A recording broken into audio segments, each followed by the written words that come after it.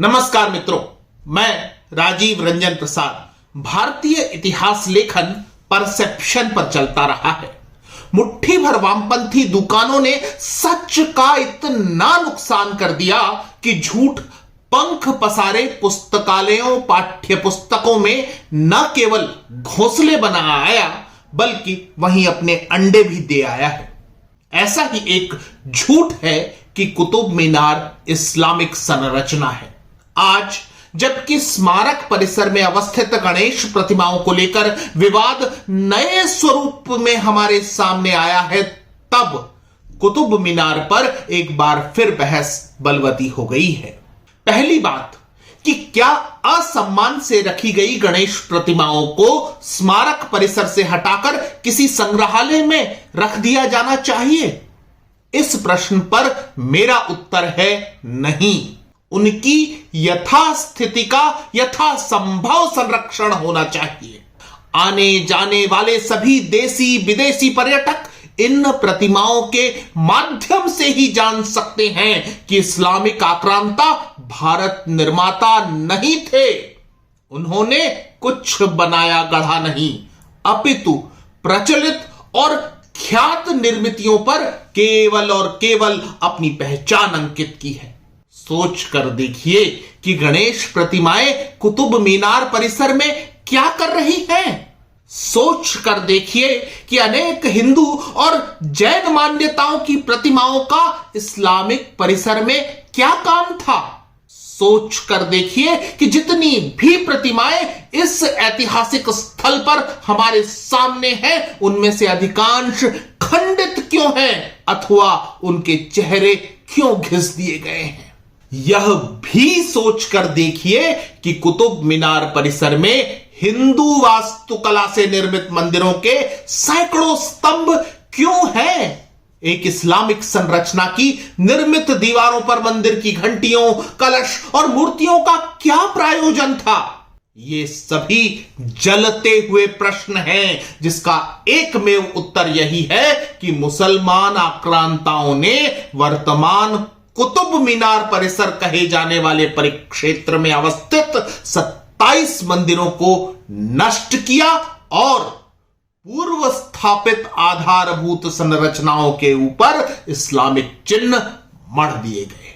इसका सीधा सा अर्थ यह भी है कि न तो कुतुबुद्दीन ऐबक ने इस परिसर में कुछ बनवाया, न ही कुतुब मीनार को उसकी बनवाई गई संरचना कहा जा सकता है। उस आक्रांता ने ईर्ष्यावश अपने विजित क्षेत्र की सांस्कृतिक, ऐतिहासिक और वैज्ञानिक धरोहरों को नष्ट किया।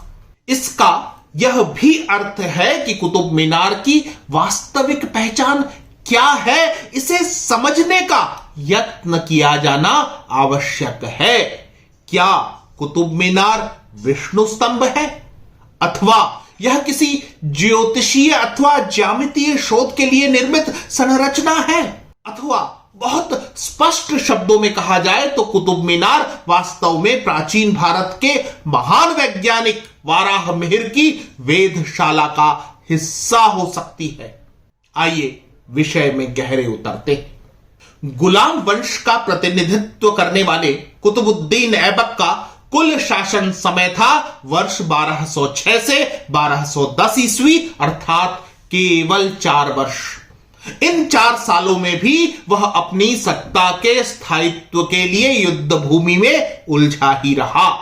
पश्चिमी और उत्तर भारत के सीमित हिस्सों में शासन करने वाले कुतुबुद्दीन ऐबक की राजधानी थी लाहौर, जो कि वर्तमान पाकिस्तान का एक भाग है। ऐसे में अपनी अस्थिर राजधानी को छोड़कर दिल्ली में मीनार बनवाने की फुर्सत कुतुबुद्दीन ऐबक को कब और कैसे प्राप्त हुई होगी? सत्यता यह है कि कुतुब मीनार को कुतुबुद्दीन ऐबक ने बनवाया हो, इसका कोई प्रमाण समकालीन साहित्य या इतिहास में उपलब्ध नहीं है।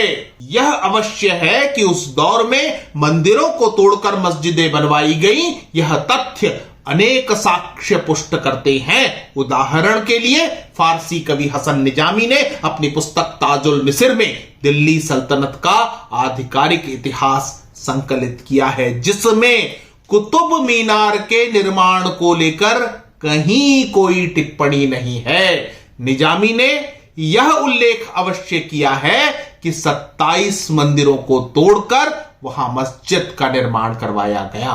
इस कड़ी में अमीर खुसरो के लेखन को लेते हैं, जो कि अलाउद्दीन खिलजी का समकालीन था। अपनी पुस्तक तहरीक-ए-अलाई में खुसरो उल्लेखित करता है कि अलाउद्दीन खिलजी ने कुतुब मीनार के पास एक अन्य अधिक बड़े मीनार को बनवाने का असफल प्रयास किया था। इसी तरह पुस्तक रिहला के लेखक इब्न बतूता ने भी यह उल्लेखित किया है कि कैसे दिल्ली फतह करने के पश्चात मंदिरों को तोड़कर उन्हें कुव्वतुल इस्लाम मस्जिद अर्थात इस्लाम की ताकत को प्रदर्शित करने वाली मस्जिद में बदल दिया गया। ध्यान दें कि यहां भी बात मस्जिद निर्माण की हो रही है, न कि उस कथित मीनार की जिसे कुतुब के नाम पर दर्ज कर दिया गया है।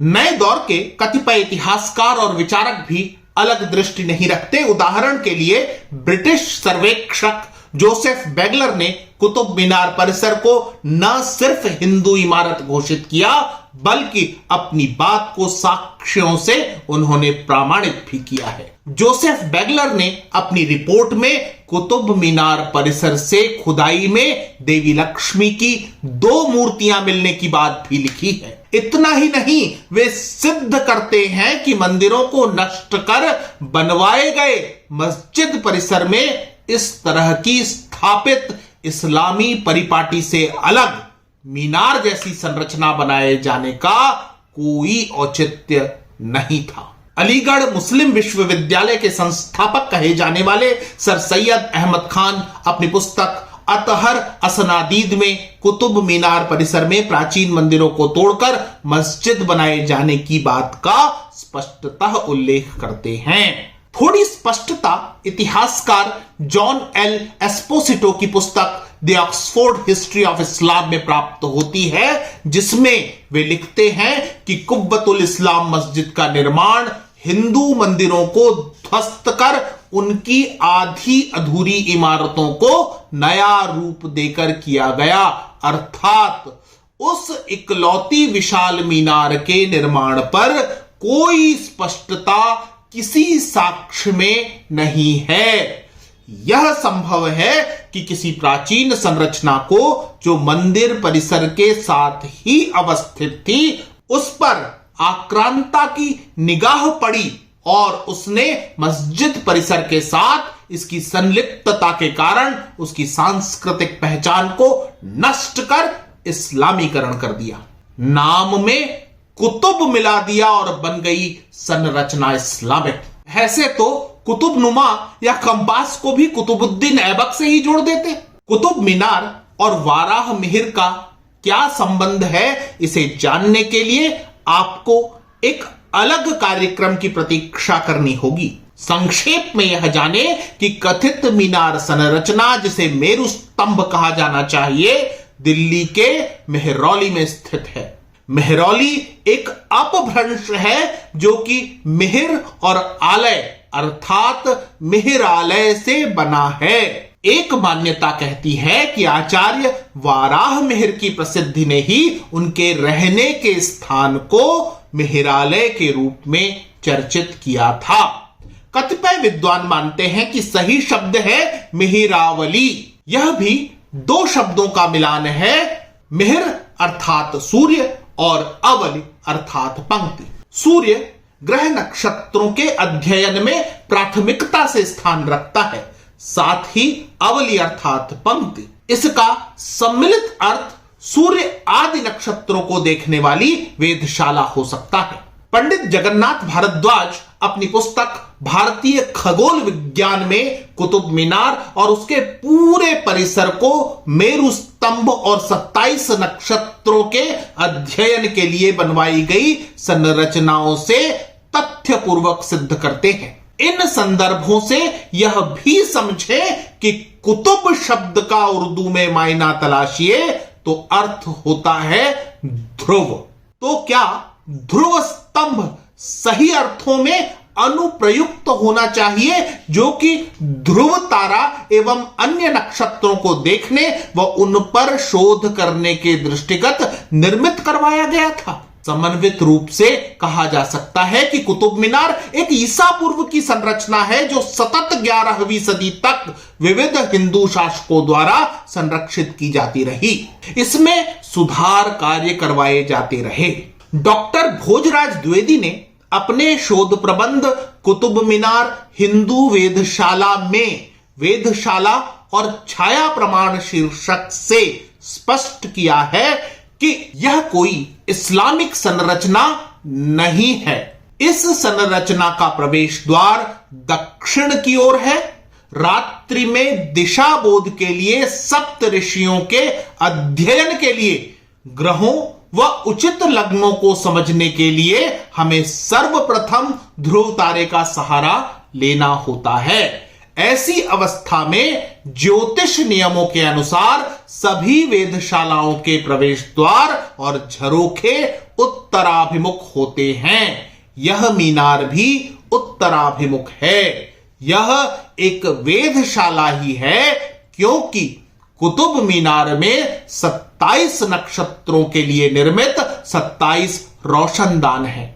हर नक्षत्र के लिए एक शोध कक्ष भी है। ज्योतिष सिद्धांतों के अनुसार प्राचीन जंतर मंतर एवं दिल्ली के कर्क वलय यंत्रों की तरह इस मीनार का झुकाव भी 5 डिग्री अंश दक्षिण की ओर रखा गया। इसे समझने के लिए यह भी जाने कि 21 जून जबकि वर्ष का सबसे बड़ा दिन होता है, तब दोपहर 12 बजे इस विशाल मीनार की परछाई जमीन पर नहीं पड़ती। इस विषय पर 21 जून 1970 को इतिहासकारों व ज्योतिषियों के एक दल ने विधिवत अनुमापन और परीक्षण भी किया था और इस तथ्य का सत्यापन किया गया था। इस शोध की जानकारी तत्कालीन नवभारत टाइम्स, दैनिक हिंदुस्तान जैसे अनेक महत्वपूर्ण समाचार पत्रों में प्रकाशित भी हुई थी और देश भर में इसकी खूब चर्चा रही थी। तथ्य परकता यह है कि दिल्ली 28.5 डिग्री अक्षांश पर स्थित है और 21 जून को मध्याह्न के समय सूर्य कर्क रेखा, जो कि 23.7 डिग्री पर है, उसके ठीक ऊपर रहता है। कुतुब मीनार 5 डिग्री कोण से दक्षिण की ओर झुका है, तो सूरज ठीक इसी के ऊपर चमकता है और छाया इसी कारण धरती पर नजर नहीं आती। इतना ही नहीं, उत्तरी गोलार्ध के सबसे छोटे दिन अर्थात 23 दिसंबर को इस मीनार की छाया तिगुनी मात्रा में अर्थात सबसे लंबी दिखाई पड़ती है। इस दिन इसकी छाया का माप 280 फीट रिकॉर्ड किया गया है। जबकि इसी तरह 21 मार्च और 22 सितंबर को जब दिन और रात बराबर होते हैं, तब इसकी लंबाई वाले भाग की छाया अदृश्य हो जाती है, लेकिन गोलाई वाले भाग की छाया बरकरार रहती है। यह छाया 108 फीट दर्ज की गई है। यह सब कुछ यदि मेल करता है तो वाराह मिहिर विरचित पंच सिद्धांतिका अध्याय 13 श्लोक 10-11 से, जो कुतुब मीनार के निर्माण का वास्तविक आधार है। बृहत संहिता के प्रासाद लक्षणा अध्याय में भी वाराह मिहिर ने सर्वप्रथम 6 कोण एवं 12 वलय वाले मेरु प्रासाद बनाने की विधि प्रदान की है। शब्दशः यही निर्मिति कुतुब मीनार है। कुतुब के साथ मेरु स्तंभ को जोड़ने से पूर्व हमें यह भी जान लेना चाहिए कि मुस्लिम स्थापत्य कला के अनुसार किसी भी संरचना का प्रवेश द्वार पश्चिमाभिमुख होता है, क्योंकि एक मुस्लिम काबा की तरफ मुंह करके ही नमाज पढ़ेगा। यदि यह इस्लामिक वास्तुकला की अनिवार्य शर्त है, तो क्यों कुतुब मीनार पश्चिमाभिमुख नहीं है? कुछ मुस्लिम इतिहासकार कुतुब मीनार को मुअज्जन के अजान के लिए बनवाया गया सिद्ध करने का प्रयास करते रहे हैं, किंतु सोच कर देखिए, इतनी ऊंचाई से किसी मौलाना की आवाज जमीन तक हरगिज नहीं पहुंच सकती। विषय लंबा हो गया है, अतः जल्दी ही मैं किसी अन्य कार्यक्रम में विस्तार से बताऊंगा कि कुतुब मीनार से कब कब हिंदू वास्तुकला के चिन्हों के प्राप्त होने से हलचल मच गई थी और इन प्राप्तियों को कैसे ढका और छिपाया गया। यह सब स्पष्ट करते हुए मेरा उद्देश्य केवल यही बताना है कि हम न केवल प्राचीन विरासतों को उसके मूल स्वरूप और उद्देश्य के साथ जान सके, बल्कि अपने मन मानस के भीतर का वह मिथक भी तोड़ फेंके कि कुतुबुद्दीन ऐबक से लेकर औरंगजेब तक कोई मुसलमान आक्रांता कभी भी कुछ भी सार्थक निर्मित कर सका था। मित्रों, आज इतना ही।